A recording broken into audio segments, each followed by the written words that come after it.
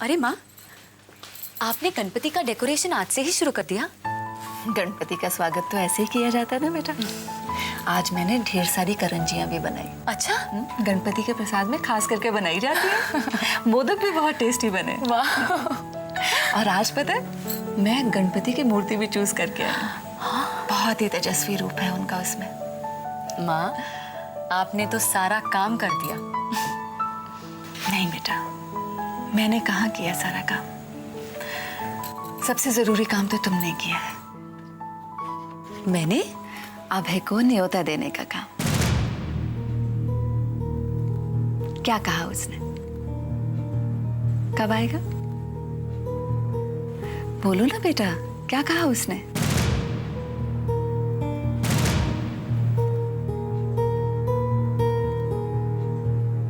उसने इनकार कर दिया क्या बेटा? नहीं तो फिर? माँ, मैं वहां नहीं गई माँ। गई नहीं? क्यों?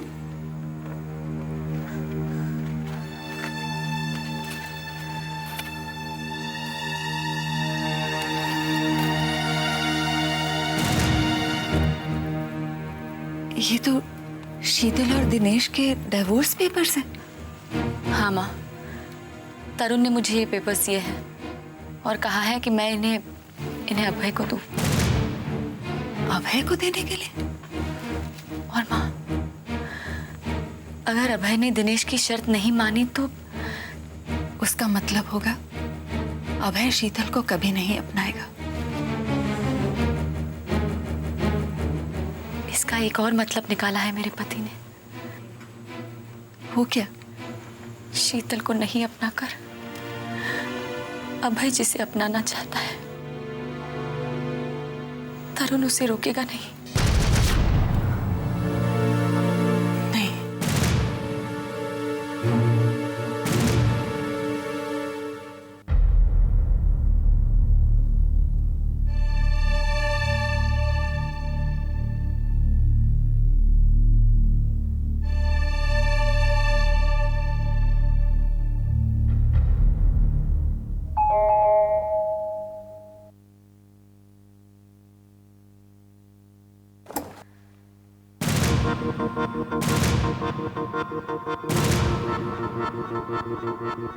तुम?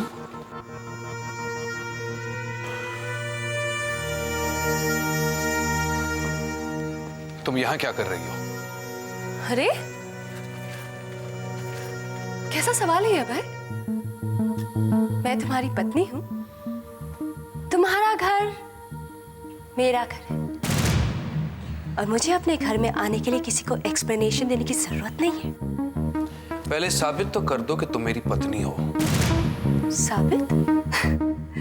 साबित तो हो चुका डार्लिंग। मैं तुम्हारे बच्चे की माँ जो बनने वाली हूँ। तो उस हिसाब से तो सुनीति भी मेरी पत्नी हुई, मेरी पहली पत्नी। गलत, क्योंकि सुनीति ने तो सबूत ही मिटा दिया था। चुप रहो शीतल। क्यों चुप रहूं?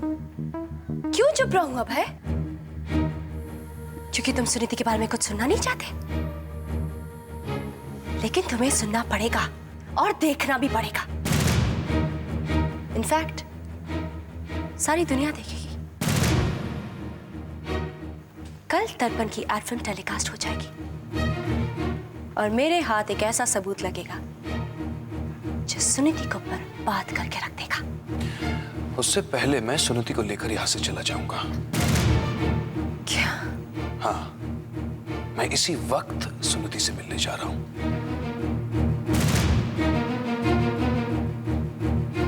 ये लाल गुलाब देखते ही मुझे समझ आना चाहिए था। तो अब तो समझ गई हो ना? समझ गई, लेकिन ना जाने तुम कब समझोगे अभय? तुम्हें सुनीति कभी नहीं मिलेगी।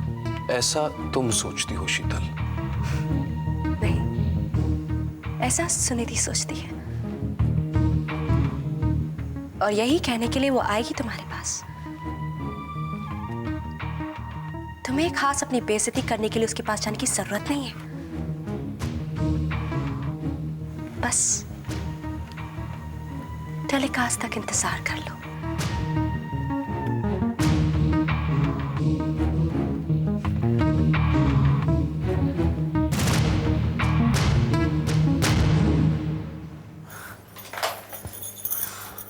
सुना तुमने मेरा?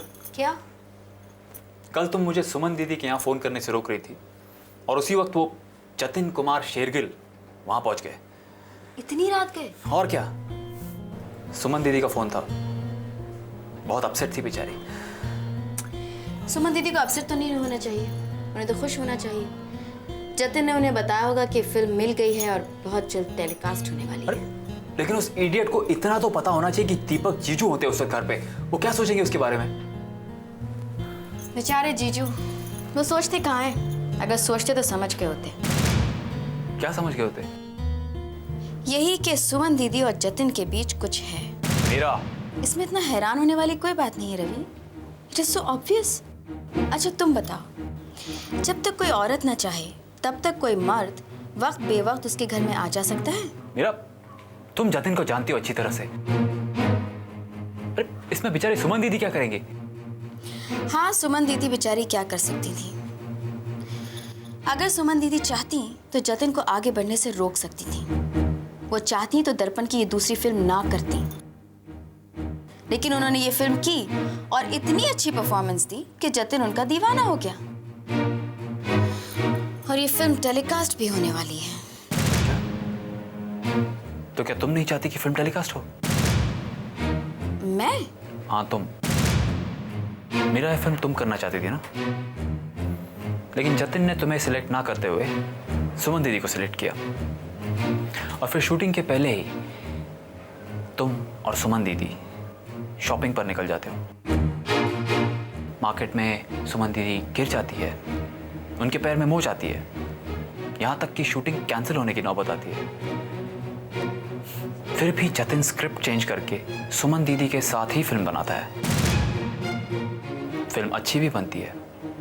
तुम फिल्म देखती हो और तुम्हें अपनी हार और सुमन दीदी की जीत बर्दाश्त नहीं होती। और फिल्म टेलीकास्ट होने के कुछ दिन ही पहले फिल्म चोरी हो जाती है।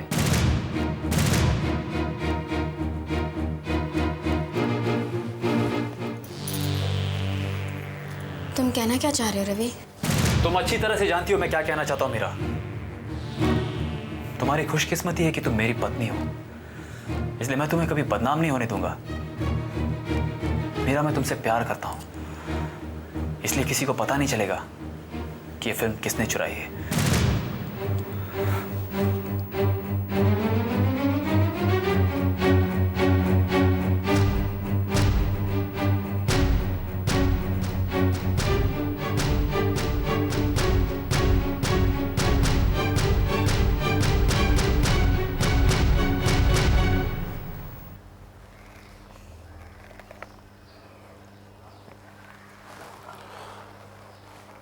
अब आप धीरे धीरे अपना पैर जमीन पर रखिए।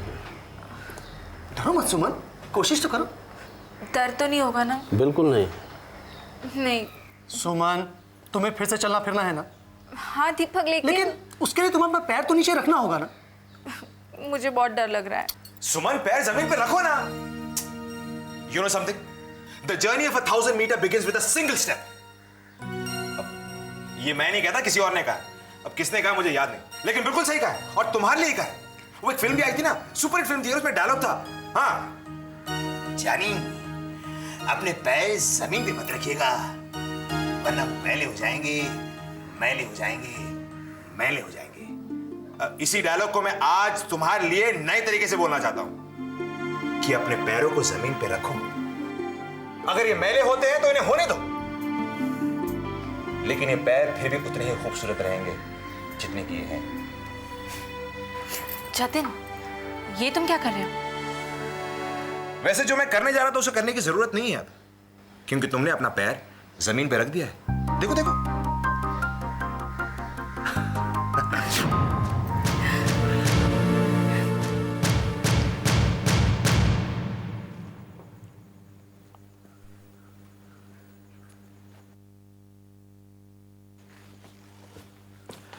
माँ, आपने बुलाया?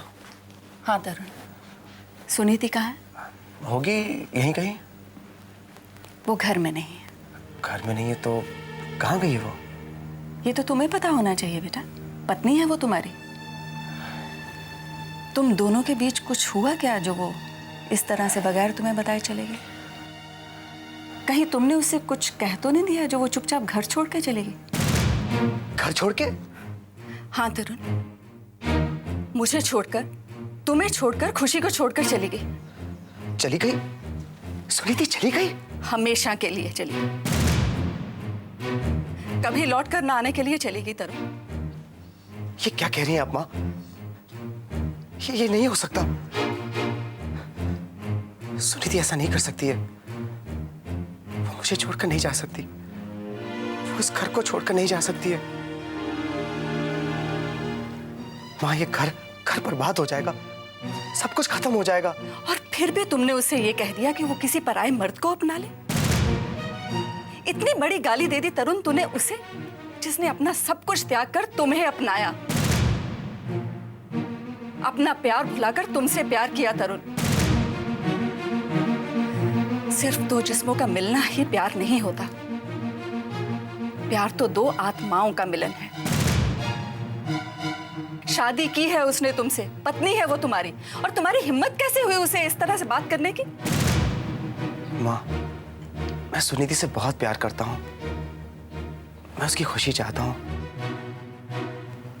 इसीलिए मैंने उससे कहा अगर उसकी खुशी अभय के साथ है तो वो अभय को अपना ले।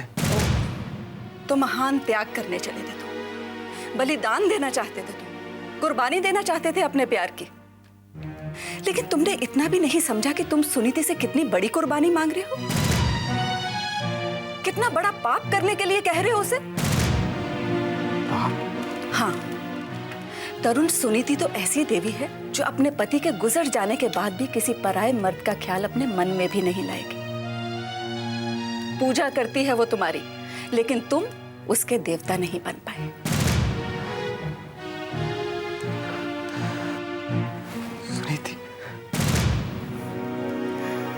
सुनीति हमें छोड़कर नहीं गई है तरुण, वो अभय से मिलने के लिए गई है। तुम्हारी इतनी बड़ी गलती के बावजूद भी वो अपना फर्ज निभा रही है। उसे मनाने गई है, उसे समझाने गई है कि वो गणपति की पूजा में यहां पर आए और शीतल के साथ मिलकर प्रार्थना करे। तुम्हें बताकर जाना चाहती थी वो, लेकिन मैंने ही उसे मना कर दिया, ये सोचकर कि कहीं तुम उसे दिनेश के पेपर्स ले जाने पर मजबूर न कर दो, जो मैंने उसे यहां छोड़कर जाने के लिए कहा।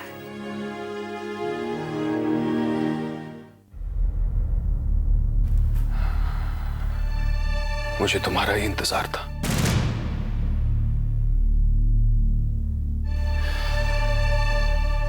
सुनीति, मुझे पूरा यकीन था कि तुम आओगी। प्यार जो करती हो तुम। मैं तुमसे प्यार नहीं करती अभय। क्योंकि तुम तरुण से प्यार करती हो। तरुण मेरा पति है। और तुम उसके होने वाले बच्चे की मां बनने वाली हो।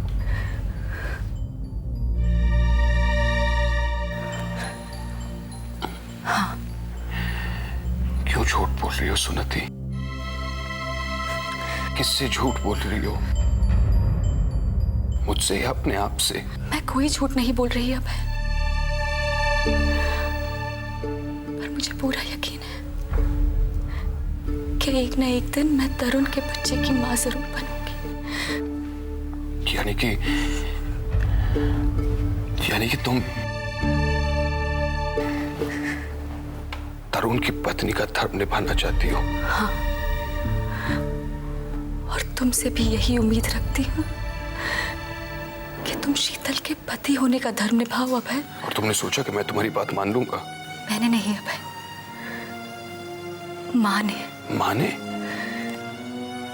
क्योंकि माँ को ये पूरा विश्वास है कि तुम मेरी बात मानोगे।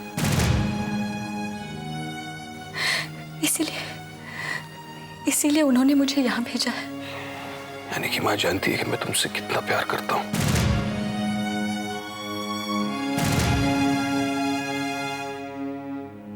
और वो ये भी जानती है कि इस प्यार का कोई मतलब नहीं है अभय।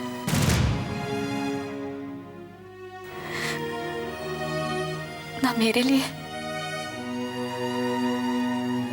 और ना तुम्हारे लिए। प्लीज सुनीति, प्लीज ऐसा मत कहो, मेरे लिए है। तुम्हें सिर्फ उस प्यार से मतलब होना चाहिए अभय जो शीतल तुमसे करती है और जो तुम्हें अपने होने वाले बच्चे से है। नहीं सुनीति, नहीं चाहिए मुझे ऐसा प्यार। नहीं चाहिए मुझे अपना होने वाला बच्चा। अभय, छोड़ दूंगा मैं शीतल को। नहीं अभय, ऐसी हालत में तुम शीतल को छोड़ दोगे? उसी तरह जिस तरह तुम मुझे छोड़कर गए थे जब मैं तुम्हारे बच्चे की मां बनने वाली थी। नहीं अभय, तुम ऐसा नहीं कर सकते। आज शीतल तुम्हारे बच्चे की मां बनने वाली है।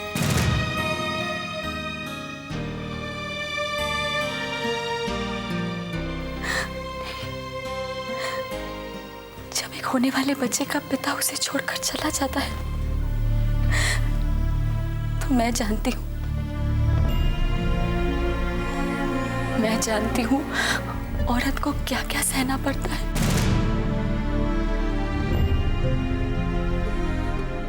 किन किन मुश्किलों का सामना करना पड़ता है उसे। मैं उस सारे दुख और दर्द से गुजर चुकी हूँ।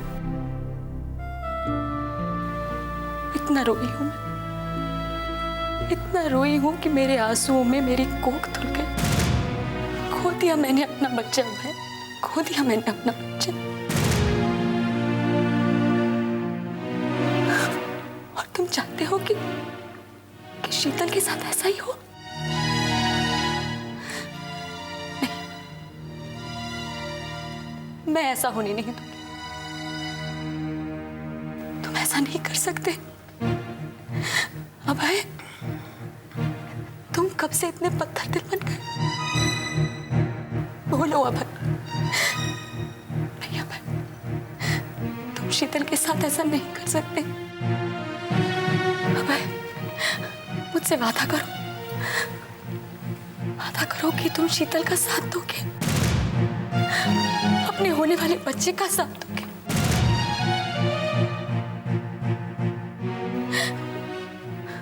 मुझसे वादा करो अभय। और तुम?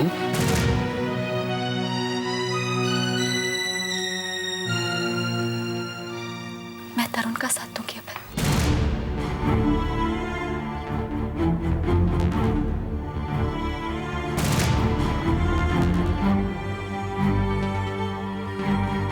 मुझे आशीर्वाद दो अभय, आशीर्वाद दो कि मैं एक अच्छी पत्नी बन सकूं।